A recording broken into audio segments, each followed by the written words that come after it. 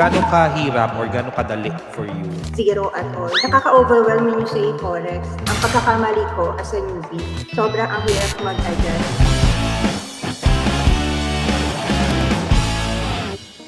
Gaano kahirap or gaano kadali for you simulan yung forex trading using shadow technique from 1 to 10? Can you give us like a short background, Ma'am Dorothy? I have already background from PSE. When it comes to Forex, zero at all. Nakaka-overwhelm when you say Forex. Magkaiba yung difference ng PSE and Forex. Magkaiba yung environment. Ang pagkakamali ko as a newbie, I did not study because I'm thinking, naging overconfident ako, nabi ko sa sarili ko, may idea na ako with charting. But then again, pag nag-dive in ka from different environment, sobrang ang hirap mag-adjust. Good thing, the shadow technique is very user-friendly. Hindi mo kailangan maging expert sa forex environment para makapagsimula, para kumita. All you have to do is yun, yung capital, yung sarili mo, wifi, and cellphone, and tada, may profit ka na. So, ayun yung mga naging struggle ko. Magkaiba yung environment. Tapos, dapat aaralin talaga. Treat it like a business.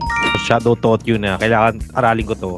Madali na nga siya, pero I will still aralin ko to like a business as well. Yung system natin is 100% proven and tested siya. It's profitable. But then you as a trader, what will be your contribution? So dapat, what will you do? Aralin mo, mahalin mo yung business na to. Kasi it will give you a lifetime opportunity.